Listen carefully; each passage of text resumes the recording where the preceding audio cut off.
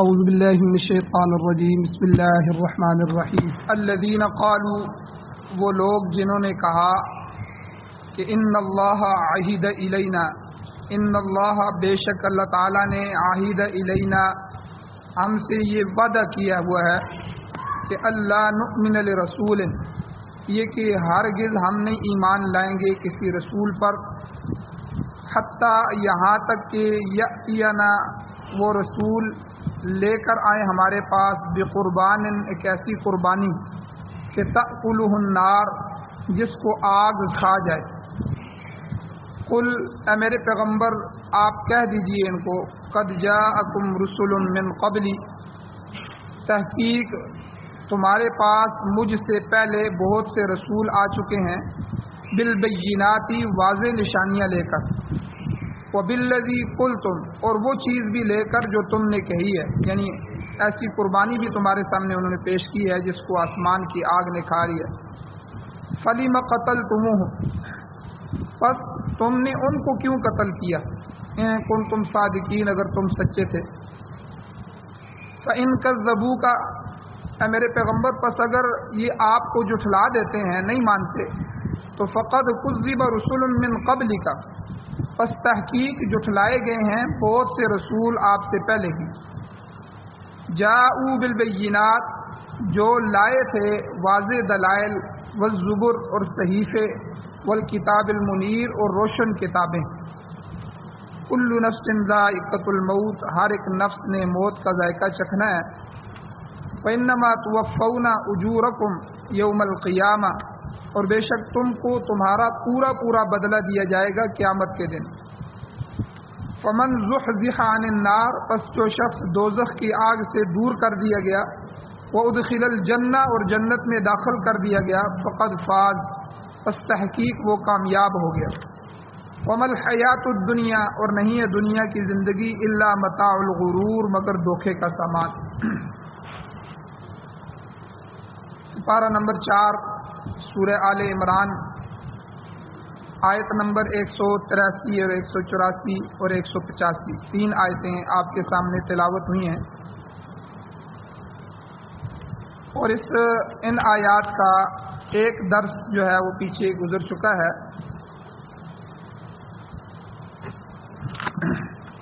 آج کے درس میں اللہ تعالیٰ نے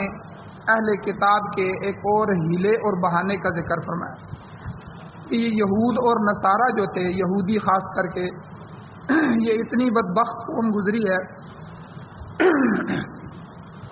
جس چیز کو اللہ تعالیٰ نے ان کے لیے حرام کیا یا ناجائز کیا تو ان کی کوشش رہی ہے کہ کسی طرح کوئی ہیلا، کوئی تدبیر، کوئی ذریعہ ایسا پیدا کیا جائے کہ اس ہیلے اور بہانے سے اس کو جائز قرار دیا جائے۔ اب آج کے درس میں جب یہودیوں کو کہا گیا کہ تم نبی آخر الزمان کی تلاش میں تھے، انتظار میں تھے کہ یہ آخری نبی جو آئے گا یہ جب ہمارے پاس پہنچے گے تو سب سے پہلے ہم ان پر ایمان لائیں گے،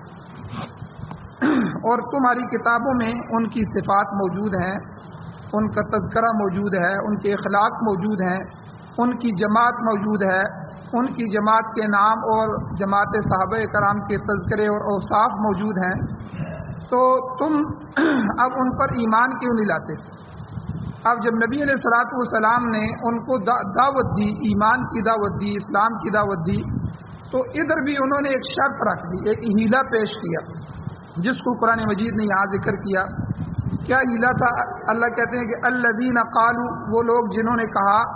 ان اللہ عہد الینا، اللہ تعالیٰ نے ہم سے وعدہ دیا ہے، اللہ تعالیٰ نے ہم سے عہد کر رکھا ہے۔ کیا عہد کر رکھا ہے؟ کہ اے یہودیو، اے بنی اسرائیلو، اللہ نؤمن لرسول، کہ ہم جو ہے کسی رسول پر ایمان نہیں لائیں گے اس وقت تک، حتیٰ یأتینا بقربان، یہاں تک کہ وہ ہمارے پاس ایک ایسی قربانی لے کے آئے، تأکلہ النار، کہ وہ قربانی کر کے رکھے اور آسمان سے آگ آئے اور وہ آگ آ کر اس کو کھا لے، پھر تم اس کو نبی ماننا اور اس پر ایمان لانا۔ اب یہ یہودیوں کا ایک دعویٰ سمجھ لیں، ایک شرط سمجھ لیں، ایک ہیلا سمجھ لیں کہ حضور پر ہم ایمان نہیں لائیں گے جب تک وہ یہ عمل نہیں کریں گے۔ امام رازی رحمۃ اللہ علیہ اپنی تفسیر میں نقل کرتے ہیں کہ بے شک اللہ تعالیٰ نے سابقہ انبیاء جتنے بھی آئے انبیاء علیہ السلام ان کے متعلق تو ایسی بات واقعی اللہ نے کی تھی کہ جو شخص نبوت کا دعویٰ کرے اسے اس قسم کی قربانی پیش کرنے کو کہا جائے. تو پچھلے تقریباً بہت سے انبیاء نے یہ قربانیاں دی ہیں، مگر دو نبی حضرت عیسیٰ علیہ السلام اور حضرت محمد مصطفیٰ صلی اللہ علیہ وسلم کو اس شرط سے اللہ نے مستثنا کرا دیا کہ ان کے لیے یہ شرط نہیں. اور سابقہ امتیں یا یہ بھی سمجھ لیں کہ پچھلی جو امتیں تھیں ان امتوں میں مال غنیمت کا استعمال جائز نہیں تھا. تو لہذا جو محاذ جنگ سے حاصل ہونے والا مال تھا وہ لوگ استعمال نہیں کرتے تھے، بلکہ سارا سامان جو بھی جہاد کے بعد جنگ کے بعد جتنا بھی کچھ ملتا وہ سارا سامان ایک مقام پر اکٹھا کر دیتے، ایک جگہ اکٹھا کر دیتے، اور آسمان سے سفید رنگ کی ایک آگ آتی، یہ معجزانہ طور پر آگ تھی، تو آ کر وہ آگ انہیں جلا کر راکھ کر دیتی. یعنی پچھلی امتوں پر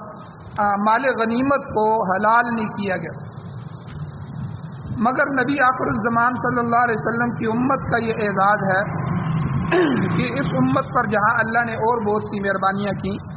ایک مہربانی یہ بھی کی کہ اس امت کے لیے مال غنیمت کو اللہ نے حلال قرار دیا. صحیح حدیث میں آتا ہے، حضور نبی کریم صلی اللہ علیہ وسلم کا پاک ارشاد ہے کہ اللہ تعالیٰ نے ہماری عاجزی کو اور ضعف اور کمزوری کو دیکھ کر ہمارے لیے مال غنیمت جائز قرار دیا. حضور نے یہ فرمایا. اور سورہ انفال کے اندر اللہ تعالیٰ نے آیات نازل فرمائی موجود ہے کہ اللہ فرماتے ہیں فَكُلُوا پس تم کھاؤ مما ان چیزوں میں سے غنمتم جو تمہیں غنیمت میں ملیں، جو تمہارے لیے مال غنیمت ہے. جہاد جب کرتے ہو تو جہاد میں سے جو کچھ ملے وہ تم کھا سکتے ہو.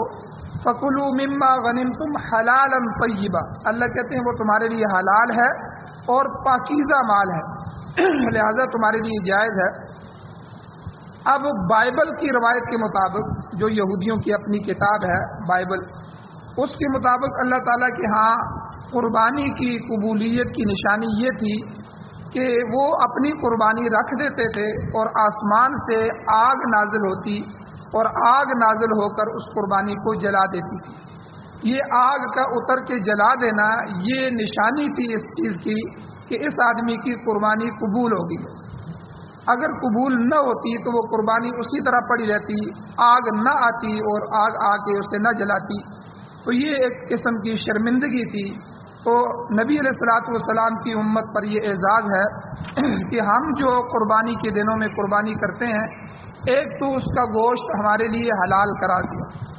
پہلی امتوں کے لیے یہ حلال نہیں تھا، یہ قربانی رکھ دیتے تھے میدان کے اندر، کھلی جگہ کے اندر.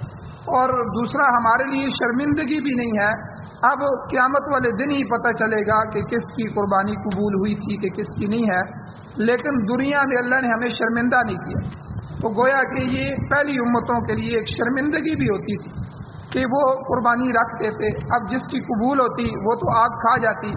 اب جس کی قبول نہ ہوتی تو لوگوں کو پتہ چل جاتا کہ آگ نہیں آئی اور اس کی قربانی میدان میں اسی طرح پڑی ہوئی ہے. تو یہ انتہائی شرمندگی کی بات ہوتی. اسی طرح یہ قربانی کا آگ کا آ کر قربانی کو جلا دینا یہ صداقت کی دلیل سمجھی جاتی. سورہ مائدہ کے اندر، قرآن مجید کی یہ سورت ہے سورہ مائدہ، اس میں حضرت آدم علیہ السلام کے 2 بیٹوں کی قربانی کا ذکر بھی ہے کہ ان میں سے ایک کی قربانی قبول ہو گئی اور دوسری کی نہیں ہوئی. اب اس میں مفسرین نے واقعہ لکھا ہے کہ واقعہ کیا ہوا کہ حضرت آدم علیہ السلام وہ پہلے انسان ہیں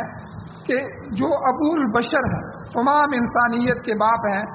اب ان سے اور اماں حوا یہ پہلا جوڑا جو ہے جو زمین پر اتارا گیا، اور ان سے اللہ تعالیٰ نے نسل انسانی کو شروع کرنا تھا. اب ظاہر بات ہے کہ ان سے جب نسل شروع ہوگی تو پھر 2 بہن بھائیوں میں نکاح بھی جائز ہوگا، کیونکہ آگے اللہ نے نسل کو بڑھانا تھا تو ان کی شریعت میں. لیکن ہوتا اس طرح تھا کہ ان کے جوڑا جوڑا بیٹے پیدا ہوتے، جوڑے سے مراد یہ ہے کہ ایک بیٹا ایک بیٹی پیدا ہوتا آدم علیہ السلام کا، پھر دوسرا جوڑا بھی ایک بیٹا ایک بیٹی پیدا ہوتے، یہ اللہ تعالیٰ نے ایک نظام بنایا۔ لیکن یہ دونوں جو جوڑے تھے ان کا آپس میں جو اپنے ایک ہی جوڑے میں پیدا ہوئے ہیں ان کا آپس میں نکاح جائز نہیں تھا، یعنی جس جوڑے میں بہن اور بھائی پیدا ہوئے ہیں ان کا آپس میں نکاح جائز نہیں تھا۔ اس بھائی کا دوسرے جوڑے والی بہن سے نکاح ہوتا، اس دوسرے جوڑے والی بہن کا اس بھائی سے نکاح جائز ہوتا۔ اب جو دو بیٹے تھے حضرت آدم علیہ السلام کے، حابیل اور قابیل، تو اب ان سے کن کے ساتھ دو بہنیں پیدا ہوئیں۔ اب حابیل کا نکاح قابیل کی بہن سے ہونا تھا اور قابیل کا نکاح حابیل کی بہن سے تھا، یہ شریعت میں جائز تھا۔ لیکن قابیل نے کہا حضرت آدم علیہ السلام کو کہ میں نے اپنی بہن سے نکاح کرنا ہے، جو میرے ساتھ پیدا ہوئی ہے یہ مجھے پسند ہے۔ وہ حضرت آدم علیہ السلام نے ان کو فرمایا کہ یہ میری شریعت میں جائز نہیں ہے، آپ کے اپنے جوڑے سے نکاح جائز نہیں ہے، دوسرے جوڑے کی جو آپ کا حصہ بنتا ہے اس سے نکاح جائز۔ تو اس پر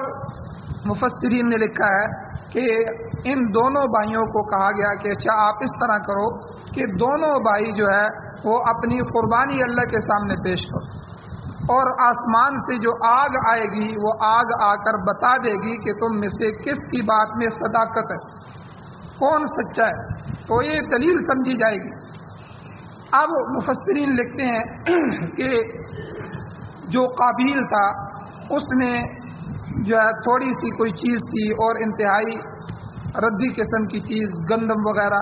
اس نے لی اور لے کر وہاں جا کے صدقے کے طور پر میدان میں رکھ، اور دوسری طرف جو حابیل تھے انہوں نے انتہائی عمدہ قسم کا جانور تلاش کیا کہ جو اللہ کی راہ میں قربان کیا جا سکے، اور اس کی انتہائی خدمت کی، اس کے بعد اس کو اللہ کے راستے میں قربان کیا اور جا کر میدان میں رکھ دیا۔ اب آسمان سے آگ آئی اور آگ نے آ کر جو ہے حضرت حابیل ان کی قربانی کو کھا لیا، گویا کہ یہ صداقت کی نشانی تھی۔ لیکن جو قابیل تھا اس کی قربانی کو اس آگ نے نہیں کھایا، تو یہ نشانی تھی کہ اس کی قربانی اللہ کے ہاں قبول نہیں ہوئی، اس کی بات رد کر دی گئی ہے، یہ بات ٹھیک نہیں۔ اب یہی وہ غصہ تھا جس غصے کی وجہ سے قابیل نے حضرت حابیل کو قتل کر دیا۔ پورا واقعہ سورہ مائدہ میں موجود ہے، لیکن یہاں بتانا یہ ہے کہ پہلی امتوں میں اس طرح کی قربانی دی جاتی تھی کہ جو قربانی دے کے ان کو اس کے کھانے کی اجازت نہیں ہوتی تھی، بس وہ میدان میں رکھ دیتے تھے اور آسمان سے آگ آتی تھی اور آگ آ کر جو ہے وہ اس کو جس کی قربانی قبول ہوتی اس کو کھا لیتی، اور جس کی قربانی رد ہوتی اللہ کے ہاں قبول نہ ہوتی وہ آگ اس کو اسی طرح چھوڑ دیتی۔ اور بعض روایات کے مطابق وہاں بھی مقبولیت کی نشانی یہی تھی کہ اسے آگ نے جلا دیا تھا، جبکہ دوسری غیر مقبول قربانی صحیح سلامت وہیں بچ گئی۔ تو کہنے کا مقصد یہ ہے کہ اہل کتاب جو تھے یہودی، انہوں نے حضور علیہ الصلوۃ والسلام سے بھی ایسی ہی معجزانہ قربانی کی فرمائش کی، بلکہ مطالبہ کیا اور کہا کہ اللہ نے ہم سے وعدہ کیا، اللہ نے ہمیں کہا ہوا ہے کہ تم نے جب تک کوئی نبی آ کر نبوت کا دعویٰ کرے اور ایسی قربانی پیش نہ کرے اور جب تک تم مشاہدہ نہ کر لو تو ہم کسی رسول پر ایمان نہیں لائیں گے، یہ ہمارا اللہ کے ساتھ وعدہ ہے۔ تو اللہ تعالیٰ نے اس فرمائش کا جواب خود یہاں قرآن مجید میں دیا۔ اللہ کہتے ہیں قل، اے میرے پیغمبر آپ ان کو کہہ دیجئے، قد جاءکم رسل من قبلی، مجھ سے پہلے بھی تمہارے پاس بہت سے رسول آ چکے، پہلے بہت سے رسول گزر چکے ہیں، بالبینات، واضح نشانیاں، واضح باتیں لے کر آئے تھے وہ تمہارے پاس۔ بینات معجزے کو بھی کہتے ہیں، اور بینات واضح دلائل کو بھی کہتے ہیں، اور بینات واضح احکام کو بھی کہتے ہیں۔ ان سب چیزوں پر جیسے نماز ہے، روزہ ہے، توحید ہے، صبر ہے، شکر ہے، اللہ تعالیٰ کا ذکر ہے، وغیرہ وغیرہ، یہ سب بینات ہیں اور دین کے بڑے اہم اصول ہیں، اور اللہ کے نبی جو ہے وہ ہر بات پر واضح دلائل پیش کرتے ہیں۔ خاص طور پر توحید دیکھیں کہ توحید کے متعلق تو بڑے بڑے عقلی دلائل اور نقلی دلائل اور مشاہدے کے دلائل جو ہیں وہ ہزاروں دلائل قرآن مجید نے بھی پیش کیے ہیں اور پہلی کتابوں نے بھی پیش کیے ہیں، جن کو سن کر اور دیکھ کر ہر سلیم الفطرت انسان جو ہے اللہ تعالیٰ کی توحید کو تسلیم کرنے پر مجبور ہو جاتا ہے، اور ضدی اور انادی قسم کے جو ذہن ہیں وہی لاجواب ہو جاتے ہیں اور پھر جہالت پر اتر آتے ہیں، نہیں مانتے۔ حالانکہ آپ توحید پر دیکھیں قرآن مجید کی کتنی آیات، سینکڑوں آیات جو ہیں اور ہزاروں احادیث جو ہیں وہ نبی علیہ الصلوۃ والسلام نے توحید پر پیش کی۔ اسی طرح اور جو ضروری چیزیں ہیں ان پر جو ہے قرآن و سنت نے، قرآن و حدیث نے جو ہے واضح دلائل پیش فرمائے۔ اسی سلسلے میں آپ قرآن مجید میں ایک واقعہ آتا ہے حضرت ابراہیم علیہ السلام،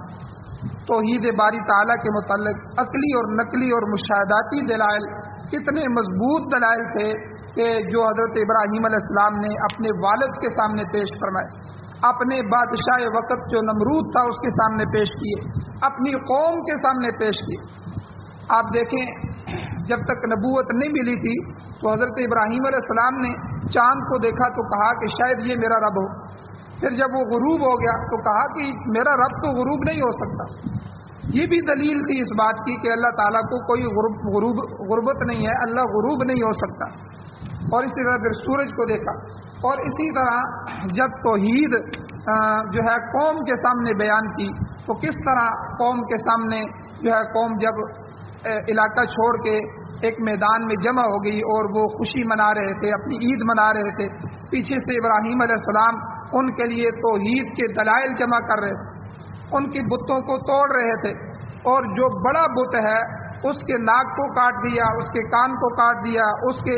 جو ہے ایک ہاتھ کو کاٹ دیا اور ایک ہاتھ میں کلہاڑی رکھ دی، اس کے کندھے پر کلہاڑی رکھ دی۔ جب قوم واپس آئی اور قوم نے کہا یہ ہمارے بتوں کے ساتھ کس نے، ہمارے خداؤں کے ساتھ یہ کس نے اشر کر دیا، تو وہاں چند نوجوان تھے، انہوں نے کہا بادشاہ کو کہ ایک نوجوان ہے جو کہتا ہے میں نبی ہوں اور وہ اس طرح کی ہمارے بتوں کے خلاف باتیں کرتا تھا، یہ کام اسی کا ہو سکتا ہے۔ تو حضرت ابراہیم علیہ السلام کو وہاں لایا گیا، پوری قوم جمع ہے،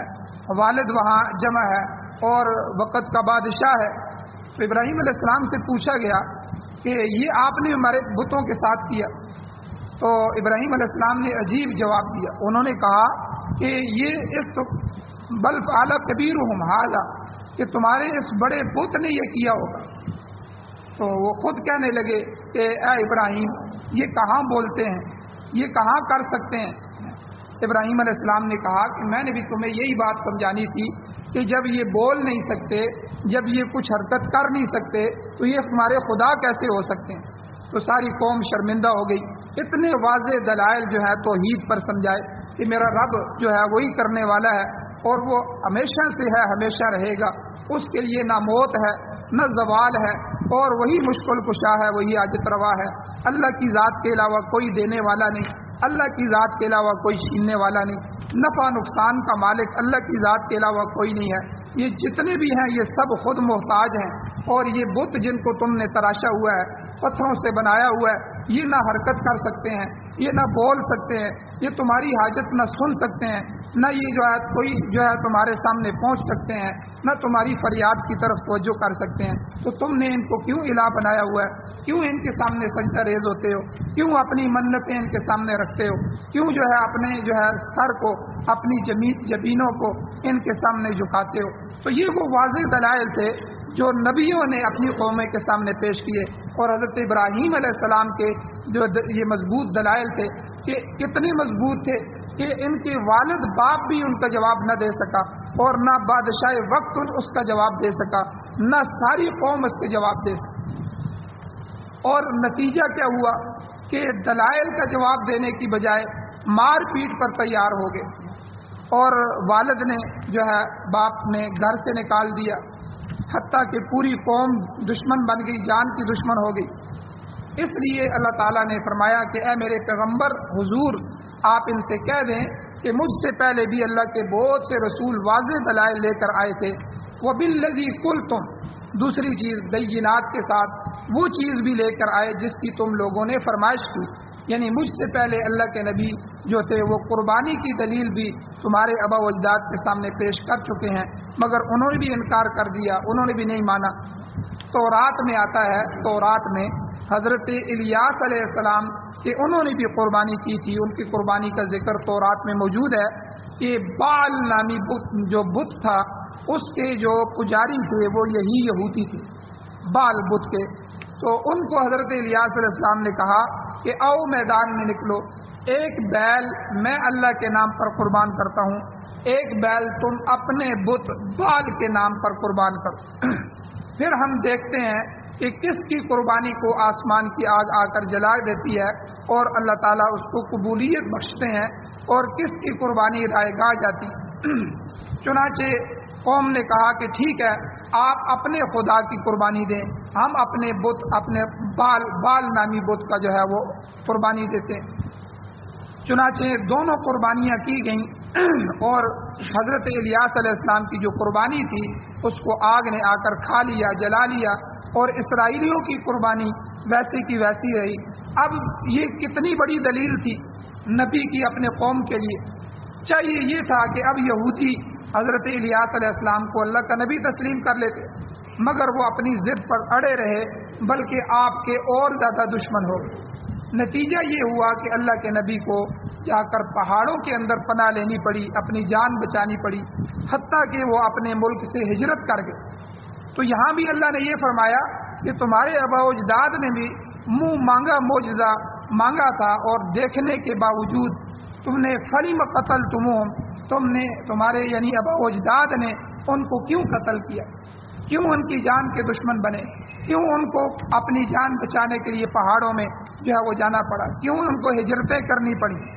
تو اس بات کا تم جواب دو ان کنتم صادقین، اگر تم اپنے دعوے میں سچے ہو۔ مقصد یہ ہے کہ آج تم میں وہی پرانا قربانی والا معجزہ طلب کر رہے ہو، اگر اللہ تعالیٰ تمہاری فرمائش پوری بھی کر دے پھر بھی تم اتنے ضدی اور ہٹ درم ہو کہ تم ماننے کے لیے تیار نہیں ہو، بلکہ تم اور ہیلے بہانے سے انکار کر دو گے۔ تمہارے اندر یہ چیز یہ فطرت میں داخل ہو گئی ہے، تم ہیلا بہانہ تلاش کرتے ہو، کسی اور ہیلے بہانے سے تم جو ہے اللہ کے نبی کو نہیں مانو گے، حضور کی رسالت پر ایمان نہیں لاؤ۔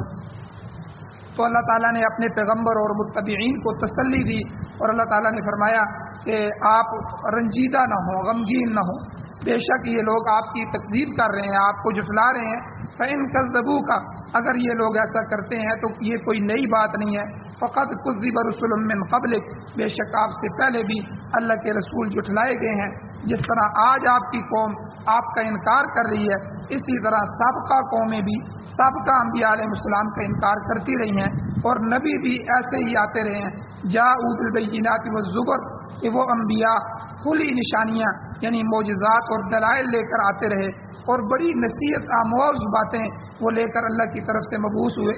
زبر یہ صحیفوں کو کہتے ہیں جن میں واضح و نصیحت کی باتیں ہوتی ہیں۔ یہ قرآن مجید، یہ تورات، زبور، انجیل، یہ کتابیں تو بڑی بڑی کتابیں تھیں،